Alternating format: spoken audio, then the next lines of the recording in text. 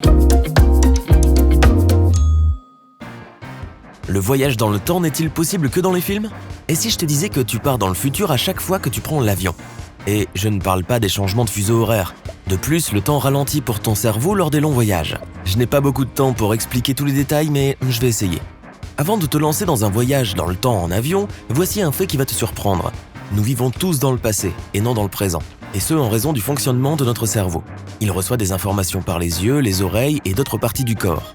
Il les analyse, puis nous prenons conscience de ce qui se passe autour de nous. La vitesse de ce processus est d'environ 80 millisecondes, soit 8 centièmes de seconde. Le cerveau humain perçoit donc le présent avec un minuscule temps de retard, ce qui veut dire que nous vivons tous un petit peu dans le passé. Ok, maintenant nous allons partir dans le futur. Installe-toi confortablement et attache ta ceinture. Chaque fois que tu te déplaces dans l'espace, que ce soit en marchant, en courant, en conduisant une voiture ou à bord d'un avion, le temps ralentit un peu pour toi par rapport aux personnes et aux objets qui restent immobiles. Des scientifiques ont mesuré les différences dans la vitesse du temps à l'aide d'une horloge atomique ultra précise. Contrairement à ce que son nom pourrait laisser penser, cette horloge ne présente aucun danger. Sa fonction est d'enregistrer les vibrations des atomes au lieu de mesurer les secondes, ce qui en fait l'horloge la plus précise au monde. Juge-en par toi-même. Au bout de 3,7 milliards d'années, elle n'aura qu'une seconde de retard. On ne sera pas là pour vérifier, mais tu peux me faire confiance. Alors voilà, ces scientifiques se sont procurés 2 horloges atomiques. À l'intérieur de chacune d'elles se trouvait un atome d'aluminium qui vibrait des billions de fois par seconde. Et ils ont soumis l'une des horloges à un faible champ électrique qui faisait bouger l'atome. À la fin de l'expérience, cette horloge avait une fraction de seconde de retard par rapport à l'autre. C'est la même chose pour nous quand nous sommes à bord d'un avion. Le temps ralentit, mais de façon si imperceptible que cela n'a pas de conséquences. Mais la gravité, elle aussi, fait ralentir le temps.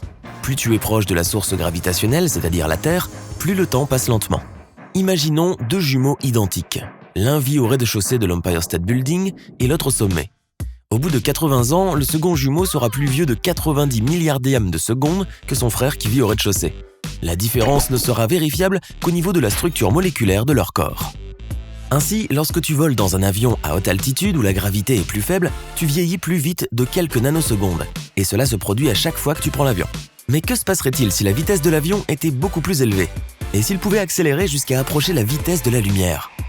Laisse-moi te rappeler que la lumière voyage environ à 1,1 milliard de km/h. Du coup, si tu voles presque à cette vitesse, le temps ralentira considérablement pour toi. 2 heures en cabine équivaudront à 2 décennies sur Terre. Et si tu parviens à dépasser la vitesse de la lumière, alors la relation de cause à effet pourra être altérée. Selon la loi de la nature, la cause vient en premier, ensuite l'effet.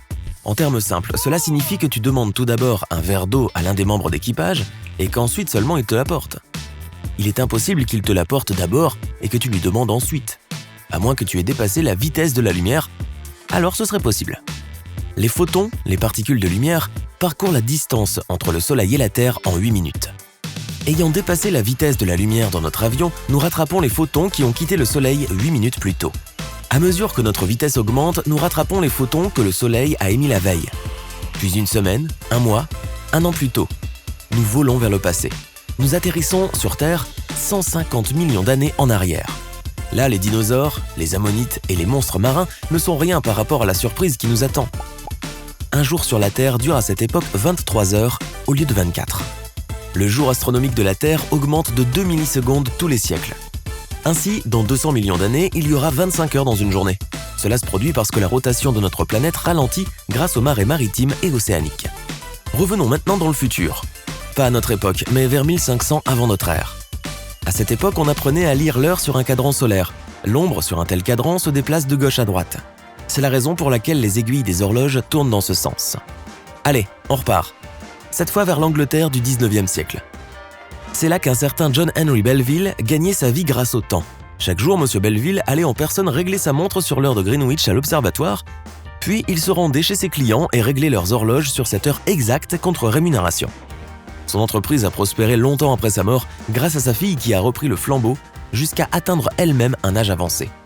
Et maintenant, nous sommes de retour à notre époque en 2020 pour apprendre une dernière chose avant de quitter la cabine.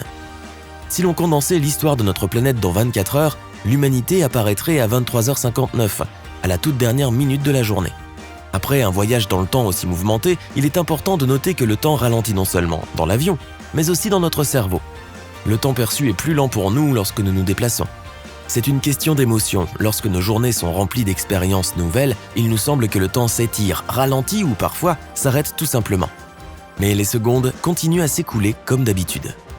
Notre cerveau perçoit très différemment le passé lorsque celui-ci est riche en événements. Outre le temps réel et objectif, chaque personne a son propre sens subjectif du temps. En bref, nous avons une minuterie interne dans notre tête. C'est ce que prouve l'expérience dite du stimulus discordant. Tu es assis devant un ordinateur et tu regardes des images de chaussures qui changent en une succession rapide. Soudain, l'image d'une fleur apparaît, mais une seule fois. Et bien que son temps d'affichage soit le même que celui des autres images, il te semblera que la fleur est restée à l'écran beaucoup plus longtemps que les chaussures. Cela se produit parce que la monotonie accélère le temps. Une longue série d'images de chaussures finit forcément par être monotone. Quand la fleur arrive, elle vient briser ton ennui et tu as l'impression de la voir plus longtemps. Il en va de même quand on mène une vie calme et répétitive. Si ta vie est routinière, même si elle est très longue, tu la percevras comme extrêmement courte. Voici un autre exemple. Lorsque tu escalades une haute montagne quelque part dans un pays étranger, le temps s'étire pour toi. Et lorsque tu rédiges des rapports au bureau, une semaine entière te semble passer en un clin d'œil. Tu as remarqué que le temps durant l'enfance s'écoulait beaucoup plus lentement ? La semaine précédant Noël semblait une éternité. Et arrivé à l'âge adulte, tu te demandes peut-être comment l'année écoulée a pu passer si vite. Cela arrive parce que nous éprouvons de nouvelles émotions et faisons de nouvelles expériences à chaque heure de chaque jour durant l'enfance. Mais lorsque nous grandissons, notre vie acquiert un certain ordre et nous n'avons pas le loisir de faire beaucoup de nouvelles choses. Les jours et les semaines se ressemblent trop, le temps file et nous ne mémorisons pas grand-chose. Mais il y a une solution, les voyages. Ils possèdent une magie particulière. Au cours d'un voyage, nous plongeons dans l'inconnu.